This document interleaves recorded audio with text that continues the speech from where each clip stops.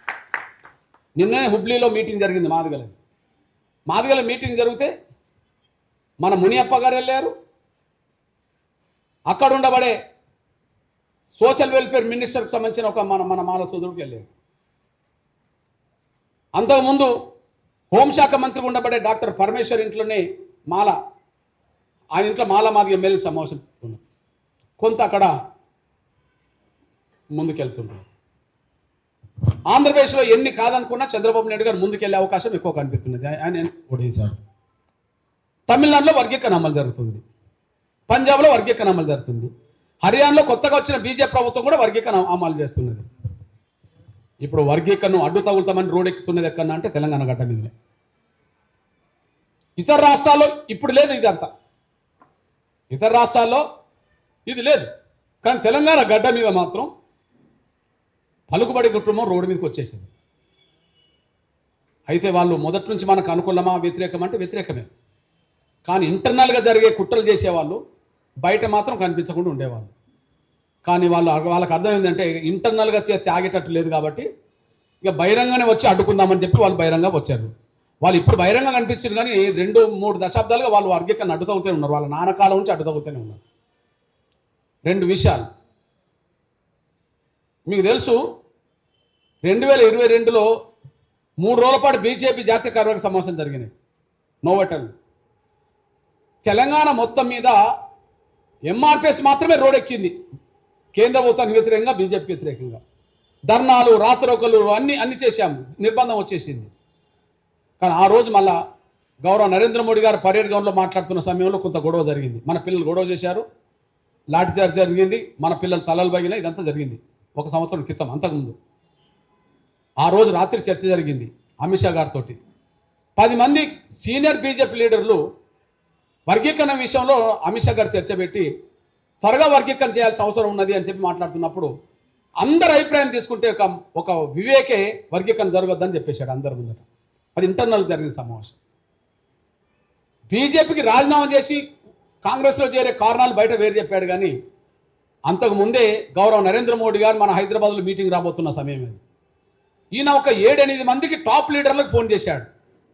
ప్రధానమంత్రిని మీరు మాదిగల మీటింగ్ తీసుకొస్తే మేము బీజేపీలో ఉండాలనా? ప్రధానమంత్రిని మీరు మాదిగల మీటింగ్ తీసుకొస్తే మేము బీజేపీలో ఉండాలనా? మాకు పార్టీ కాదు, మా కులమే ముఖ్యం, నేను బీజేపీలో ఉండను అని చెప్పి రాజీనామా కంటే ముందే తను ఒక 7-8 మందికి చెప్పాడు కదా, ఫోన్ చేశాడు కదా రాజీనామా కంటే ముందే. రాజీనామాకు కారణాలు వేరు బయట చెప్పింది, కానీ ఇంటర్నల్ కారణం మాత్రం ఫోన్లో మాట్లాడిండు కదా. అంటే ఇంటర్నల్గా చేసే ప్రయత్నాలు వాళ్ళ నాన్న నుంచి చేసుకుంటూ వచ్చారు, మొన్నటి వరకు జరిగినాయి. కానీ ఇక ఇంటర్నల్గా చేస్తే ఆగేటట్టు లేదని చెప్పి వాళ్ళు రోడ్డు మీదకి వచ్చారు. ఆ రోడ్డు మీదకి వచ్చిన కుటుంబం నేపథ్యం మనం చూస్తే ఈ భారతదేశంలో దళిత వర్గాల్లో 1,00,000 కోట్లకు పైగా ఎదిగిన కుటుంబం ఆ కుటుంబం. భారతదేశంలో దళిత వర్గాల్లో 1,00,000 కోట్లకు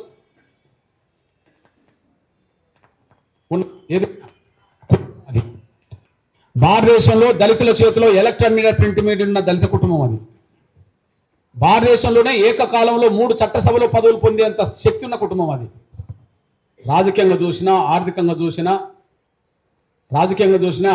చూసినా, మీడియా పరంగా చూసినా వాళ్ళు చాలా శక్తివంతులు అనే విషయం మీరు మర్చిపోరు.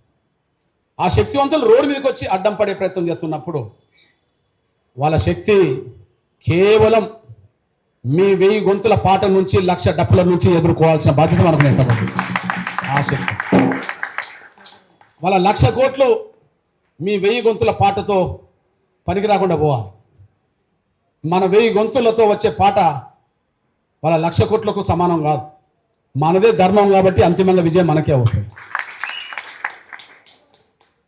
ఈ పోరాటంలో ఒక గొప్ప విషయం ఏంటంటే, ఇన్ని ఆటుపోట్లు ఎదుర్కొన్న ఉద్యమం ఎలా నిలబడింది అన్నప్పుడు భారతదేశంలో ఏ సోషల్ మూమెంట్ ఎదుర్కొన్న ఆటుపోట్లు ఎంఆర్పిఎస్ ఎదుర్కొన్నది. మీరు చరిత్ర తిరిగేసేయండి.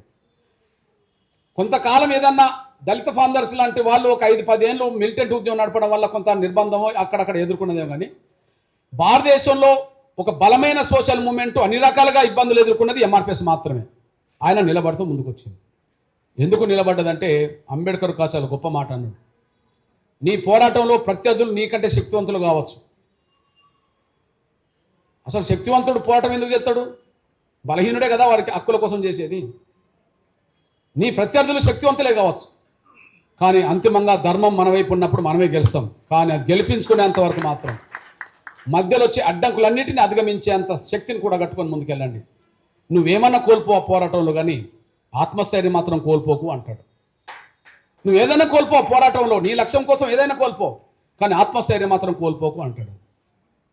ఈ పోరాటంలో ఇన్ని రకాలుగా వచ్చిన అడ్డంకులు, అవరోధాలు, కుట్రలు, నిర్బంధాలు, త్యాగాలన్నీ జరుగుతున్న క్రమంలో పోరాటం నిలబడ్డది అని అంటే, లక్ష్యం ముద్దాడే ప్రయత్నం చేసినామంటే కేవలం ఎన్ని కష్టాలు వచ్చినా ఆత్మస్థైర్యం కోల్పోలేదు, యుద్ధం ముందుకు నడవాలని అనుకున్నాం కాదు. ఈ పోరాటంలో మనమే గెలుస్తాం. పలుకుబడి తాత్కాలికంగా పేదవాడి హక్కులను అడ్డుకుంటుంది. పలుకుబడి ఎప్పుడు తాత్కాలికంగా పేదవాళ్ళ హక్కులు అడ్డుకుంటుంటుంది, కానీ అంతిమంగా పేదవాడే పలుకుబడిని ఓడిస్తాడు. మనం 2 సాక్ష్యాలు మన కళ్ళ ముందట ఉన్నాయి. భారత ప్రజలు స్వాతంత్రం కోసం పోరాటం చేసే సమయానికి మన దేశాన్ని ప్రత్యక్షంగా పరిపాలిస్తున్న బ్రిటిష్ రవి అస్తమించని సామ్రాజ్యాన్ని ప్రభావితం చేస్తున్నది, ఏలుతున్నది. రవి అస్తమించని సామ్రాజ్యాన్ని ప్రపంచంలో నిర్మించుకున్నది. అది వాళ్ళ పలుకుబడితో, వాళ్ళ ఆయుధాలతో, వాళ్ళ ఆర్థిక శక్తితో పోల్చుకుంటే భారత ప్రజల శక్తి చాలా చిన్నది. ఆయన ఈ దేశాన్ని పరిపాలించాలని చెప్పి ఎన్ని కలలు కన్నా ఆ పలుకుబడి అనే శక్తి ఓడిపోయింది. న్యాయం అనే స్వాతంత్ర పోరాటం గెలిచింది. వాళ్ళ దేశ స్వాతంత్రంలో మనం సేమ్ కాలంలో అంబేద్కర్ అగ్రకులాల మధ్యలో జరిగిన పోరాటం, అంబేద్కర్ ప్రత్యేకంగా రిజర్వేషన్ల కోసం యుద్ధం చేస్తున్న రోజుల్లో, గాంధీతో పాటు చాలామంది దాన్ని అడ్డు తగులుతున్న రోజుల్లో, వాళ్ళకున్న పలుకుబడితో పోల్చుకుంటే అంబేద్కర్ శక్తి, దళితుల శక్తి చాలా చిన్నది. వాళ్ళ పలుకుబడితో పోల్చుకుంటే మన శక్తి, అప్పుడు దళితుల శక్తి చాలా చిన్నది.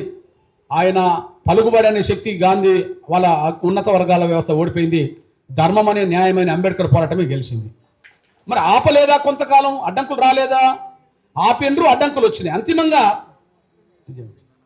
మన కళ్ళ ముందు జరిగిన తెలంగాణ పోరాటం, కాంగ్రెస్ దగ్గర పలుకుబడి, ఢిల్లీలో పలుకుబడి ఎవరికి ఉంటుంది అంటే ఆంధ్ర వాళ్ళకు ఉంటుంది. కారణం ఏంది? ఇక్కడ మనకు నిజాం రాజ్యం, డైరెక్ట్ కాంగ్రెస్తో ప్రత్యక్ష సంబంధాలు చాలా తక్కువ ఉంటాయి. కానీ మద్రాస్ పాలనలో ఉండబడే ఆంధ్ర, రాయలసీమ, మద్రాస్ పాలనలో ఉండబడే అంటే బ్రిటిష్ పాలనలో ఉండబడే ప్రజలకు కాంగ్రెస్ దగ్గర ఉంటుంది. ఎందుకంటే స్వాతంత్ర పోరాటం అక్కడ జరిగింది. ఇక్కడ నిజాంకు వ్యతిరేక పోరాటం జరిగింది, కానీ ఆ స్థాయిలో కాంగ్రెస్ స్వాతంత్ర పోరాటం ఇక్కడ జరగలేదు.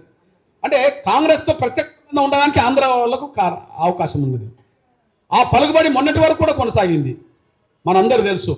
ఒకవైపు పలుకుబడితో అడ్డుకొని ప్రయత్నం చేశారు, కానీ అంతిమంగా మన బిడ్డల ప్రాణత్యాగాలు, మీరు పాడిన పాటలు జాతిని, తెలంగాణ సమాజాన్ని నిద్రలేపినాయి. అంతిమంగా ఒక లక్ష్యాన్ని ముద్దడం జరిగింది.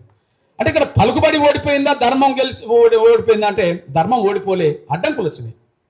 అది స్వాతంత్ర పోరాటంలో కనిపించినాయి, అది అంబేద్కర్ కాలంలో కనిపించినాయి, మన తెలంగాణ ఉద్యమంలో కూడా కనిపించినాయి.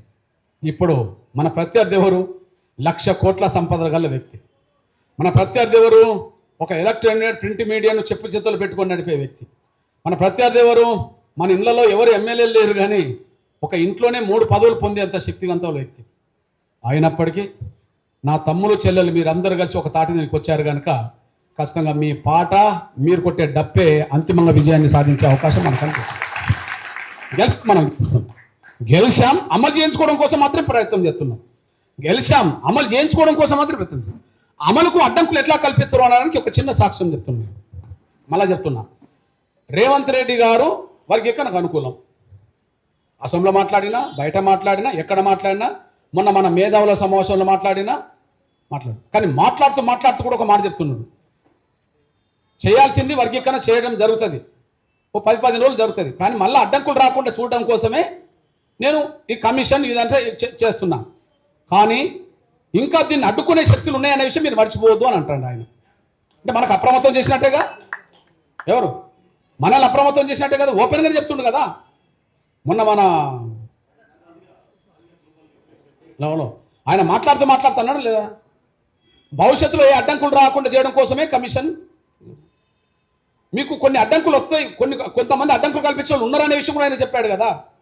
అంటే మాదిగల సమావేశంలో అది టీవీల ముందు, పేపర్ల ముందు, అందరి ముందే కొన్ని అడ్డంకులు కల్పించే శక్తులు ఉన్నాయనే మాట అన్నాడంటే ఏంటంటే, అరే అడ్డంకులు ఎన్ని కల్పించినా మీరు శక్తివంతంగా ముందుకెళ్ళండి, నేను దాన్ని అమలు చేసే పద్ధతి తీసుకుంటా అన్నట్టు కదా. రేపటి మన ప్రయత్నం అడ్డంకులు కల్పించే వాళ్లకు సవాలే, మన ప్రయత్నం సక్సెస్ అవుతే వర్గీకరణ చేస్తామన్న వాళ్ళకు అండదండలే, అంతే కదా. వర్గీకరణ చేస్తామన్న వాళ్ళని ముందుకు నడిపించడం కోసం ఇది ఎవరికి వ్యతిరేకం? ఇక వర్గీకరణ చేస్తామన్న చేస్తుండ్రు. ఎగ్జాంపుల్, అంత మనకు అనుకూలమైన వ్యక్తిగా ఉండబడే రేవంత్ రెడ్డి గారు ఒక విషయం గుర్తు చేస్తున్నా, వాళ్ళ అడ్డంకులు ఎలా కల్పిస్తారో చెప్తున్నాను నేను. అతి త్వరలో భారతదేశంలో ముందు తెలంగాణలోని వర్గీకరణ అమలు చేస్తామన్నారు రేవంత్ రెడ్డి గారు. 2 రోజులు తిరగక ముందే దీన్ని అక్కడికి మోసుకెళ్ళారు మానవాళ్ళు. ఎక్కడికి? అధిష్టానం దగ్గరికి మోసుకెళ్ళారు. అధిష్టానం దగ్గరికి మోసుకెళ్ళిన తర్వాత మల్లికార్జున్ ఖర్గేకు చెప్పేశారు. మల్లికార్జున్ ఖర్గే డైరెక్ట్ బయటపడకుండా కేసీ వేణుగోపాల్తో స్టేట్మెంట్ ఇప్పించాడు. ఏమని ఇప్పించాడు? ఎస్సీ వర్గీకరణ విషయంలో జాతీయ కమిటీ ఒక నిర్ణయం తీసుకునేంత వరకు ఎస్సీ వర్గీకరణ విషయంలో ఎవరు ముందడుగేయద్దు, ఇంక్లూడింగ్ రేవంత్ రెడ్డి కూడా ఇది వర్తిస్తుంది అన్నాడు. అసలు రేవంత్ రెడ్డి పేరు ఎందుకు వచ్చిందో చెప్పండి. ఎస్సీ వర్గీకరణ విషయంలో ఎవరు ముందడుగేయద్దు జాతీయ కమిటీ నిర్ణయం తీసుకునేంత వరకు, ఇంక్లూడింగ్ ఈ మాట రేవంత్ రెడ్డి కూడా వర్తిస్తుంది అని చెప్పడం జరిగింది. అంటే రేవంత్ రెడ్డి గారు వర్గీకరణ విషయంలో ముందడుగేస్తుండ్రు, మీరు ఆపే ప్రయత్నం చేయండి అని అక్కడ మోసుకెళ్తే కదా ఆయన మాట్లాడింది. సింపుల్ విషయం. ఆ తర్వాత ఏమైంది? కమిటీ పడ్డది. కమిటీ తర్వాత ఏమైంది? కమిషన్ పడ్డది. ఈ దేశంలో ఎక్కడన్నా కమిటీ అని ఉన్నది, కమిషన్ అని ఉన్నది. ఇప్పుడు మొన్న హర్యానాలో కమిటీ వేశారు, వర్గీకరణ జరిగిపోయింది, 10 రోజుల్లో రిపోర్ట్ వచ్చేసింది. లేదా ఇప్పుడు ఆంధ్రప్రదేశ్లో కమిషన్ వేశారు, ఇక్కడ కమిటీ వేసిండ్రు, కమిషన్ వేశారు. పోనీ రెండు మన మంచి కోసమే అనుకుందాం. 30 ఏళ్ళు యుద్ధం చేశాం, ఒక 2-3 నెలలు మనం ఓపిక పడితే మనకు వర్గీకరణ అవుతుంది అనుకుంటే 2-3 నెలలు ఓపిక పడదాం. కానీ గత నోటిఫికేషన్లు కూడా వర్గీకరణ అమలు చేస్తామన్నారు రేవంత్ రెడ్డి గారు. వర్గీకరణ లేకుండానే టీచర్ పోస్టులు భర్తీ చేసిండా లేదా? గత నోటిఫికేషన్లకు వర్గీకరణ వర్తింపజేస్తాం అన్నాడా లేదా? మరి వర్గీకరణ లేకుండానే ఉద్యోగాలు భర్తీ చేయడం అంటే 16,000 టీచర్ పోస్టులు పోయినాయా లేదా? అందులో దాదాపు 11,000 టీచర్ పోస్టులు, అందులో 1,650 ఎస్సీలకు వస్తాయా లేవా? అందులో దాదాపు 1,200 పోస్టులు మన బిడ్డలకు వచ్చేదే కదా. కానీ 300-400 కంటే మించిన అవకాశం కనిపించట్లేదు కదా. అంటే మన కళ్ళ ముందు ఒక 1000 ప్రభుత్వ ఉద్యోగాలు వెళ్ళిపోయినాయి కదా. ఒక్కసారి ఒక 1000 ఉద్యోగాలు మాదిగ బిడ్డలకు రావాలంటే అంత ఈజీనా? ఒక ప్రభుత్వ ఉద్యోగం కొట్టాలంటే ఎంత కష్టమో మన అందరికీ తెలుసు. కానీ 1000 ఉద్యోగాలు మన కళ్ళ ముందు జారిపోయినాయి. గ్రూప్ 1, గ్రూప్ 2, గ్రూప్ 3 అంతా మళ్ళా మేము భర్తీ చేస్తామని ముందుకెళ్ళడం జరుగుతుంది.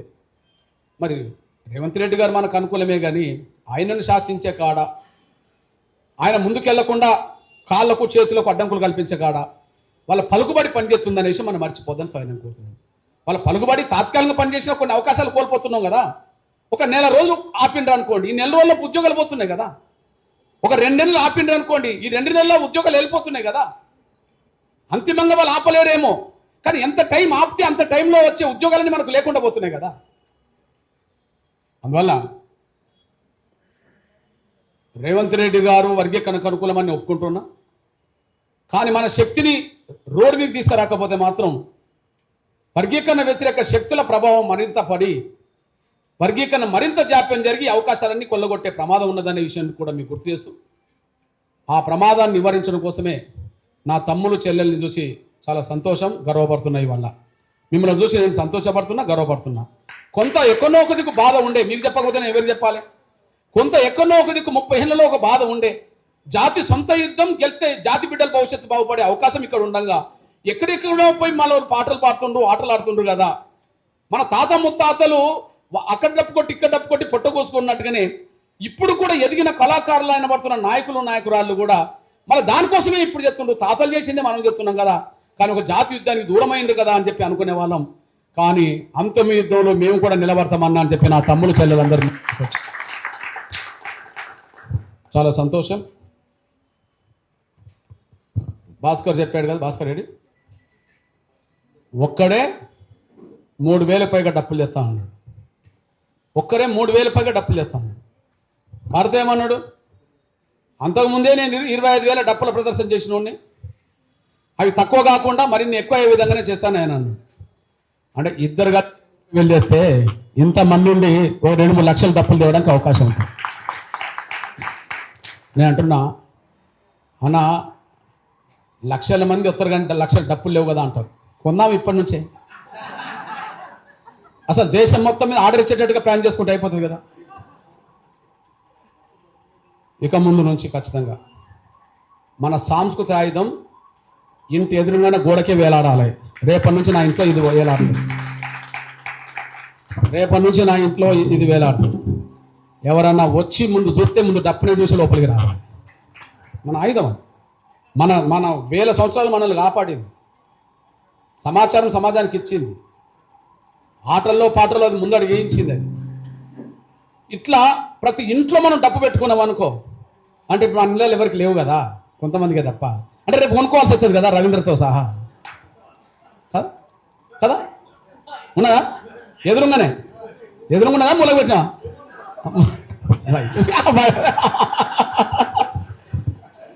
ఇది రేపు పిలుపు. అందువల్ల నా తమ్ములారా, ఈ పాటల్లో పాట ఒక జాతీయ గీతం రాయండి, అందరు కలిసి రాయండి. మొత్తం చరిత్ర నుంచి ఇప్పటివరకు జాతి అస్తిత్వం ఏ విధంగా ప్రమాదంలో పడ్డది గతంలో, అంతకుముందు మన జాతి అస్తిత్వం ఏ స్థాయిలో ఉన్నది. ఎవరెస్ట్ శిఖరం కంటే ఎత్తైన గౌరవాన్ని పొందిన ఈ దేశంలో పాతాళంలో తొక్కేయబడ్డ చరిత్ర కూడా మనకు వచ్చేసింది. నిజంగా సరే, జాంబోడు కాలం అంటామా, ఇంకోటి కాలం అంటామా, అరుంధతి కాలం అంటే ఎవరికి అంటాం.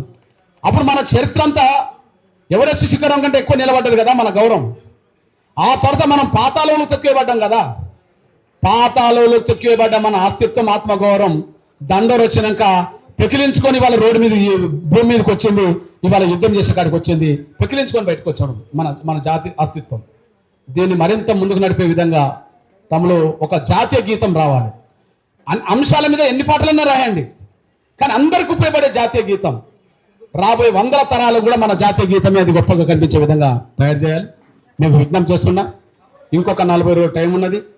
2వ తారీఖు నాడు ఇక్కడి నుంచి ప్రారంభిద్దాం. 3వ తారీఖు నాడు అన్ని జిల్లాల ప్రారంభిద్దాం.